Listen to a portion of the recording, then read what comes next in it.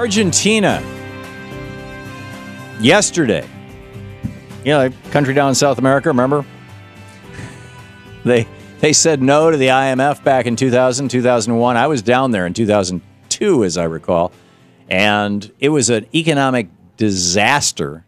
Out of that disaster, all these co-ops started out. Businesses were just shutting their doors and saying, that's it, we're out of here. And the workers took them over. Argentina has, on a per capita basis, among the most co-ops in the world now.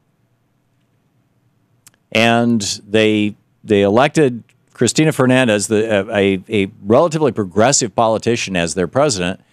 And the president before her had sold off the oil company, basically all the oil in Argentina, had sold this off to a giant Spanish company. In fact, the president before her, he was sort of the Ronald Reagan of the day, and it was during the Reagan times. And he privatized the energy industry. He privatized He tried to privatize Social Security. He privatized the water supplies. He privatized the sewage. He privatized all kinds of things, and among them, oil. And Argentina has said, no, not so much. We're gonna take that thing back. YPF, which is the Argentinian company, is now going to buy 51% of itself back from the Spanish energy giant Respal. Now, Congress is going to have to do this, and it looks like it's going to be passed. Cristina Fernandez, who is the president, says she's going to force this confrontation with Spain.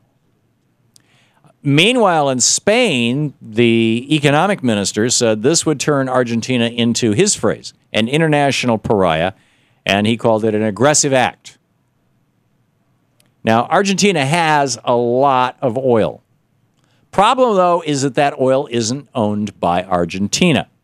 As I mentioned, back during the Reagan era, Argentina's Reagan was a guy by the name of Carlos Menem. He privatized the nation's oil industry. He privatized their post office. Anyhow, their oil industry ended up being owned by a Spanish company, Repsol, and Argentina President Cristina Fernandez de Kirchner, I knew it was Cristina Kirchner is her actual name. My apologies. Cristina Fernandez de Kirchner pointed out, we are the only country in the Americas and nearly the world that doesn't control its own natural resources. This is the recuperation of the sovereignty of Argentina's natural resources, end quote. Spanish are all freaked out. They're calling it crazy. They're in Europe. Argentina's in South America. They both speak Spanish, but you got this. But the the government of Spain, they're calling it hostile. They called it almost an act of war. New York bankster Boris Segura said it's running close to Chavez's model. So, Hugo Chavez nationalized his oil. He uses it to feed poor people and housing for poor people and medical care for everybody in Venezuela. Can't have that. Oil is supposed to make billionaires. The fact of the matter, in my opinion, is that every country should own its own oil. We should own our own oil. I mean, are the Saudis, they own their own oil. Are they like Chavez? Or Sarah Palin's Alaska, which takes money from their oil, distributes it to their citizens every year. Is Sarah Palin's Hugo Chavez because she was writing $2,000 checks to everybody? Argentina's President Kirchner is spot on. She should nationalize her nation's oil. Should have done it a long time ago. Instead of having to buy...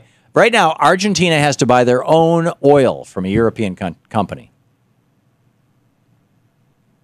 We should be nationalizing our oil here, so we don't have to buy it back from British BP or Dutch Shell.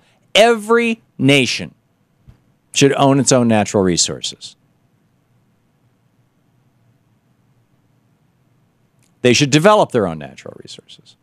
Those natural resources are part of the Commonwealth, right? As in Commonwealth of Massachusetts. And the revenue from them should fund social programs like in Norway. They get a lot of oil. They sell that oil. What do they do with the money? It pays for their health care program, among other things.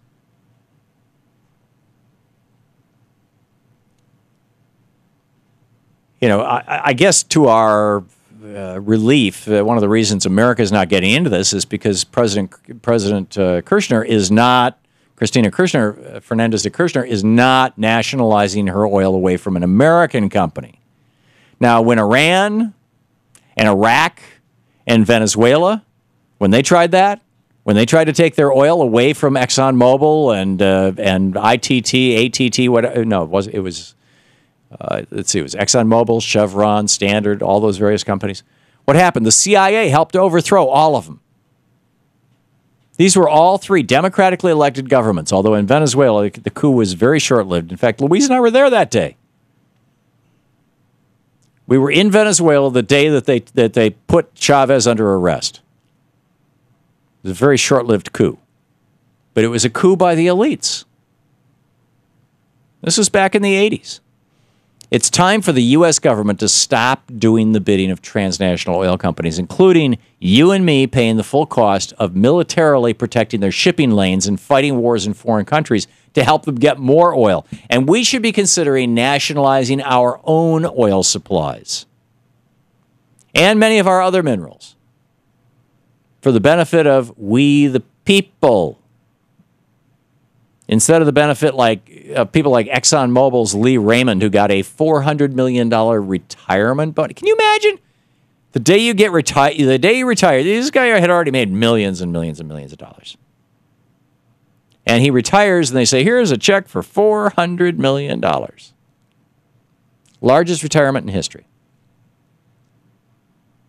You know, the resources of a nation should be for the nation, not for the billionaires like ExxonMobil, Lee Raymond, the Koch brother company, stuff like that.